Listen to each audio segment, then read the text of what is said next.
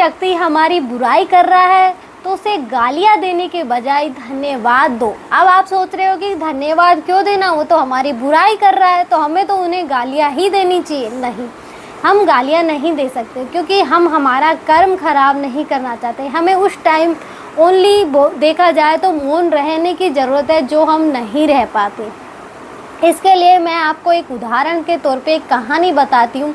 एक बार हुआ क्या था कि एक राजा था। राजा बड़ा क्रूर था। क्रूर समझे तो बड़ा मतलब अहंकारी, अभिमानी, कि यूँ कहें कि प्रजा से उसे कोई लेना देना ही नहीं था।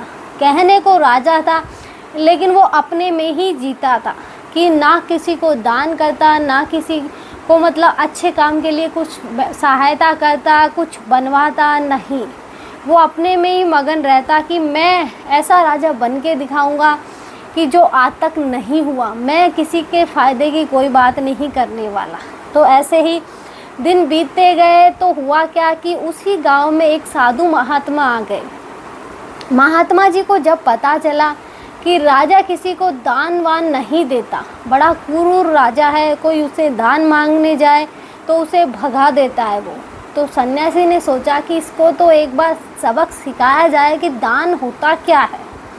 तो सन्यासी राजा के पास गए और राजा उस टाइम घोड़े पे सवार होके कहीं जा रहे थे। तो सन्यासी ने राजा को रोका और बोला मुझे दान चाहिए। तो राजा ने बोला मैं किसी को दान वान नहीं देता, तुम जाओ अपना दान किसी और से लो। तो उन्होंने बोला नहीं, मैं तो दान लेके जाऊंगा, चाहे दान में तुम मुझे कुछ भी दो। तो इतने में ही घोड़े ने गोबर कर दिया, या यूँ कहें कि मतलब जो लीद होती है वो कर दी। तो सन्यासी ने बोला कि क्यों ना तुम मुझे यही दान में दे दो। तो राजा ने सोचा ये दान में लेके क्या करेगा ये। तो उसने बोला कि कुछ नहीं, तुम दे दो बस, मुझे तो दान चाहिए, तुम्हारे हाथ से चाहिए, तुम जो हाथ से दोगे मैं वो लूँगा। तो उसने सोचा कि खाली पीली सर पचाने से अच्छा है कि इसको ये दे दिया जाए। तो गोबर, उसने घोड़े का गोबर उठाया और सन्यासी को पकड़ा दिया। सन्यासी ने जाते जाते ये बोला कि खूब बढ़े। तो अब राजा ने उस टाइम ध्यान नहीं दिया कि खूब बढ़े का क्या मतलब है। लेकिन हुआ क्या कि राजा अपने महल में था, वो सन्यासी अपने रास्ते चले गए, वो अपने महल को आ गए। तो राजा जब सुबह उठा तो राजा को पता, इतनी भयंकर बदबू आ रही थी, बहुत भयंकर, कि जो रोज़ खुशबू आती थी जिस बगीचे से, आज वहाँ इतनी भयंकर तरीके से बदबू आ रही है कि क्या है ये। तो राजा ने जाके देखा तो वहाँ बहुत बड़ा गोबर का ढेर लगा था। तो राजा ने सोचा ये सब कैसे हुआ, इतनी रात, एक रात में कोई घोड़ा इतना गोबर कैसे कर सकता है। तो वो चकित रह गया। तो फिर उसे सन्यासी की बात याद आई कि सन्यासी ने ये बोला था कि खूब बढ़े, तो ये बढ़ गया। तो वो सन्यासी को अब ढूंढता फिरे, सन्यासी कहाँ मिलेगा, बहुत ढूंढा, फिर जाके सन्यासी मिले। उन्होंने सन्यासी से क्षमा मांगी कि आप जो ये फैला रहा था इसे समेट दीजिए, मैं आपको अच्छा दान दूंगा।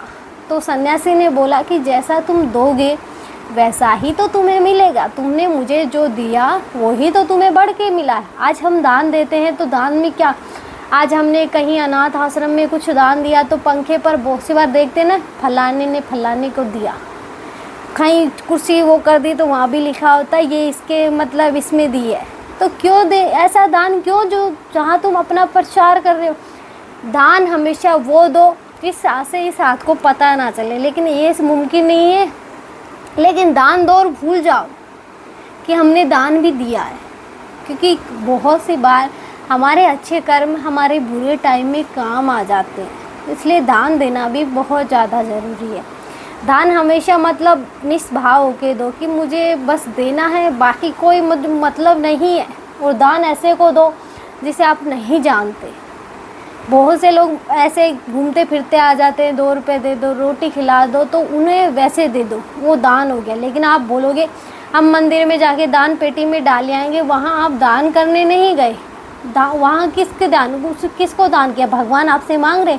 नहीं, भगवान भी उन्हीं से प्रसन्न होते हैं जो दुखियों का दुख में उनका सहायता करता है। यूँ कहें कि बहुत सी बार अमीर लोगों के घर में पार्टियाँ चलती रहती हैं, बगल में ही एक छोटा सा झोपड़ा होता है कि वो बेचारे भूखे सो रहे हैं और वो खाना बेकार ख़राब कर रहे हैं और उनकी पार्टियाँ चल रही हैं, उनके पास बेचारों के पास खाने को भी नहीं है।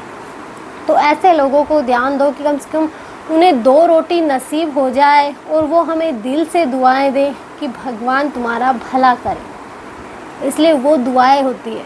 ऐसा नहीं कि हम मंदिर में गए, दान पेटी में डाले और दान हो गया। हम वहाँ कोई दान नहीं कर रहे, वहाँ तो हम हमारी ज़रूरतों के लिए जा रहे हैं कि भगवान को हमने दिया है। हमने भगवान को नहीं दिया, अपने स्वार्थ के लिए वहाँ दिया है। लेकिन हम किसी अनजान को दे रहे तो वहाँ तो हमें पता है कि हम नहीं जानते इसे, इसलिए हमारा स्वार्थ नहीं जुड़ा। हमें नहीं पता क्या होगा क्या नहीं होगा। बहुत सी बार बहुत ऐसे मतलब हम पे संकट आ जाते हैं तो वो छोटे से में टल जाते हैं।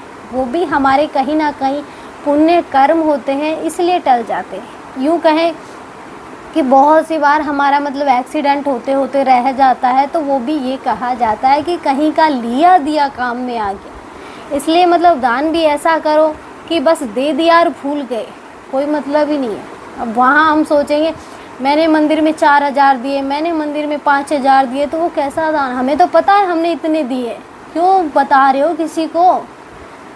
जो दो चुपके से दो, ख़त्म। बहुत सी बार हम दान देते अपनी, तो उसमें पर्ची में नाम लिखवाते हैं, मेरे लिख, मेरे पापा का लिख, मेरे भाई का लिख। क्यों? गुप्त दान दे के देखो ना, वो होता है दान। वो नहीं होता हमने नाम लिखवा दिया कि हमने, वो लोग बोलेंगे वो फलाने ने कितने पैसे दिए, तो ये दान नहीं है। तो वापस आते हैं कहानी पर, कहानी रह गई बीच में। तो उन्होंने बोला कि जो तुम दोगे वही तो मिलेगा, तुमने मुझे गोबर दिया तो गोबर मिला। तो उन्होंने बोला कि मैं क्षमा मांगता हूँ आपसे, अब मैं आपको अच्छा वाला जो आप बोलोगे वो दान में दूंगा, या यूँ कहें कि मेरी श्रद्धा के अनुसार आपको दान दूंगा, लेकिन आप जो अभी ये संकट पैदा हुआ है इसे समेट दीजिए। तो सन्यासी ने कहा कि तुम अपनी कोई ऐसी बुराइयाँ ढूंढो कि मतलब अपनी प्रजा में अपनी जो बुराइयाँ वो फैला दो कि राजा इतना बुरा है, कि वो इतना मतलब इतना ख़राब राजा है कि वो पता ही नहीं क्या होगा उसका, कि प्रजा तुम्हारी बुराई करने लग जाए। तो अब फिर राजा को समझ में नहीं आएगी कि मैं ही अपनी प्रजा से अपनी बुराई करवाऊँ, मैं ही फैलाऊँ कि मैंने ऐसे कर दिया। तो उसने फैला दिया कि राजा फलाने कांड करके बैठा है, राजा ने वो अत्याचार करा, राजा ने वो अत्याचार करा। तो इसमें अब सन्यासी, अब आप भी सोच रहे होगे तो ये कैसा हो?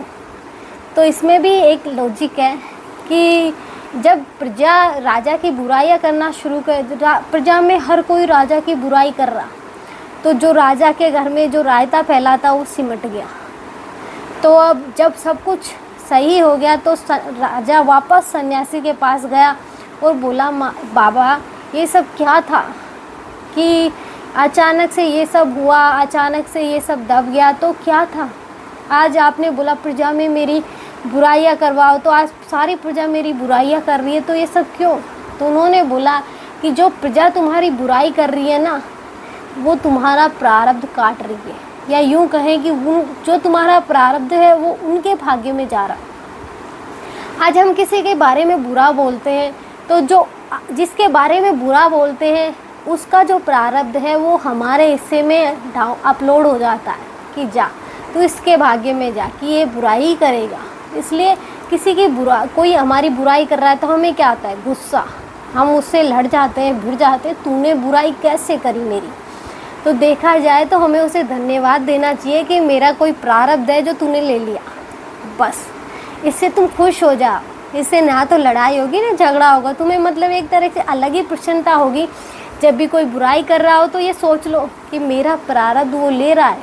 इसलिए मतलब हमेशा कोई बुराई करे तो उसे खुश मतलब करने देना चाहिए, बाद में हो जाए तो धन्यवाद ज़रूर दे देना चाहिए कि तेरा कोटि कोटि धन्यवाद, तूने मेरी बुराई करी। यूँ कहे कि मैंने खुद ने भी अपनी बुराई बहुत बार सुनी है, ऐसा कोई व्यक्ति नहीं है जो बुराई नहीं करता। यूँ कहे कि हम हर किसी के लिए अच्छा करने की कोशिश करते हैं, हम अपनी तरफ से अच्छा करते हैं, लेकिन हम जब सामने वाले से सोचते हैं कि हमने अच्छा किया, उसने हमारे साथ बुरा किया, तो गलत है। हमें उम्मीदें किसी से नहीं रखनी चाहिए, क्योंकि उम्मीदें कोई पूरी नहीं करता।